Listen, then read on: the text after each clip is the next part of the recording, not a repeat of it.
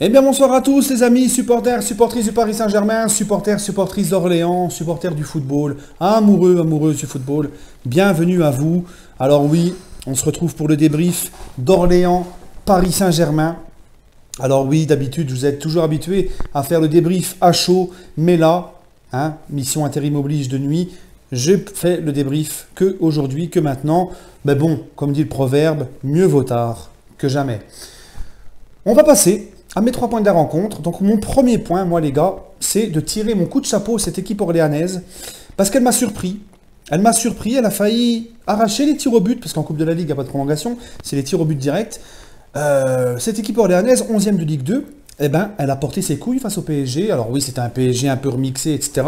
C'était pas un PSG à fond, mais ils ont fait leur match, ils m'ont surpris, ils ont failli nous tenir en échec et aller au tir au but avec nous. Puis on sait que le tir au but, c'est la loterie. Donc on va dire qu'ils n'ont pas été loin de créer l'exploit. Un grand coup de chapeau à eux. Ils se sont donnés.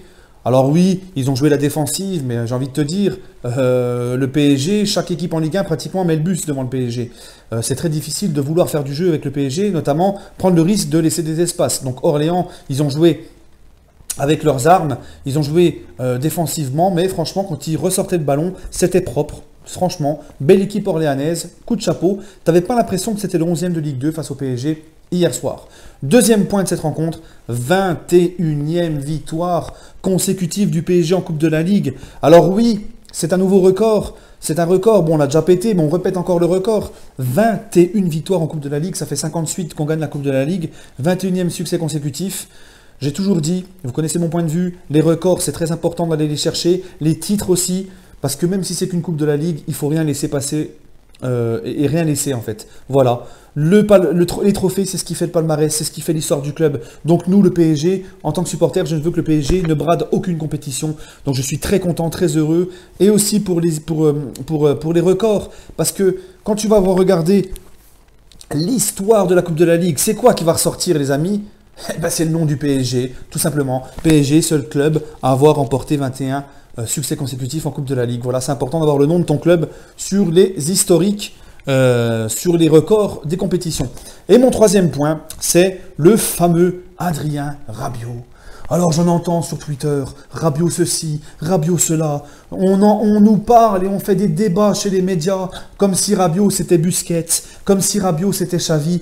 Calmez-vous les gens. J'ai envie de vous dire, moi, comme la banderole des Ultras, Rabiot, nous n'avons pas besoin de toi, tout simplement. Et on l'a vu, ceux qui en doutent encore, on l'a vu. Les 3 seuls matchs de Ligue des Champions cette saison où on a été bon, où on a eu un esprit collectif, un esprit conquérant, où on ne s'est pas fait bouffer comme d'habitude au milieu de terrain, c'est quand Rabiot était sur le banc.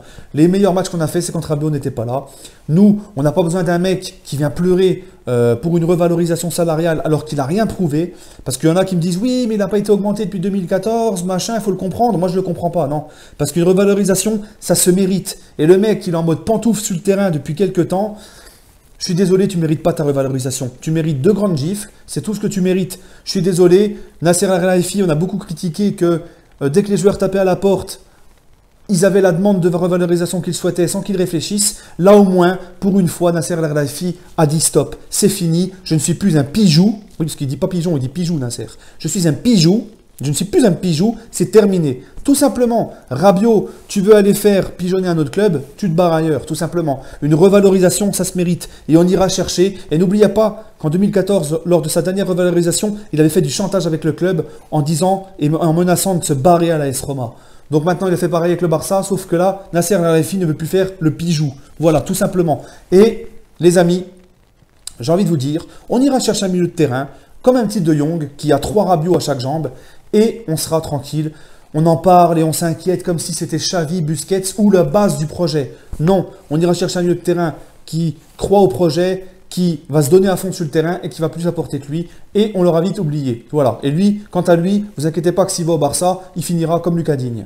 Bref, ce match. Alors ce match, les gars, un match très ennuyeux, on va pas se mentir, surtout la première mi-temps, très ennuyeux, terrain dégueulasse, oui, on n'est pas en Anfield ou à Bernabeu, on est au stade de la Source, à Orléans, on va pas s'attendre à avoir un billard, c'était un terrain archi dégueulasse, Euh, une équipe d'Orléans qui défend, le PSG en mode pantouflard, il y avait beaucoup de changements. Nkunku, il y avait Nkunku, il n'y avait pas Neymar, il n'y avait pas Mbappé, ils étaient tous les deux ménagés sur le banc. Tu avais une attaque Choupo-Cavani, donc il ne fallait pas s'attendre à des miracles avec Choupo et Cavani devant, parce que tu sais qu'il n'y a pas beaucoup de profondeur hein, en attaque avec ces deux joueurs-là.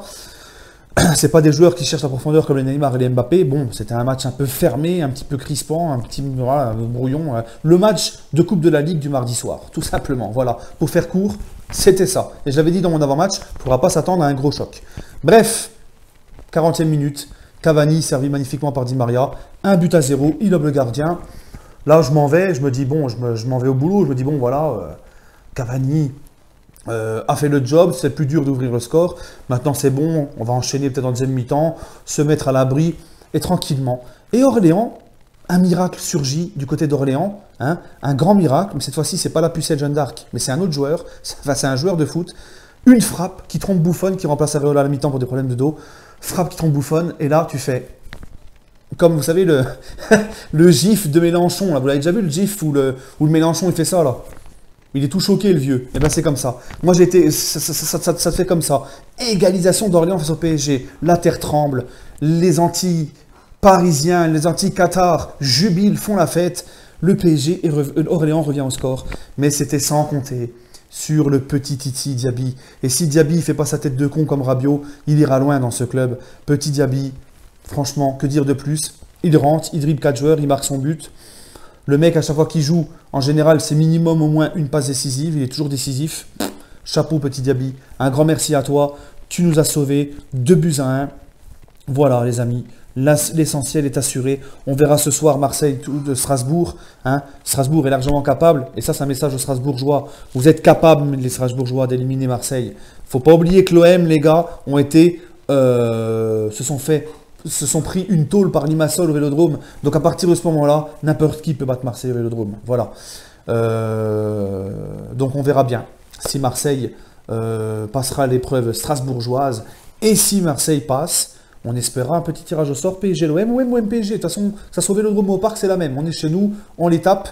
Et comme ça, comme dans pratiquement toute l'histoire de Coupe nationale, Marseille se fera éliminer par le PSG. Voilà les amis, sur ce...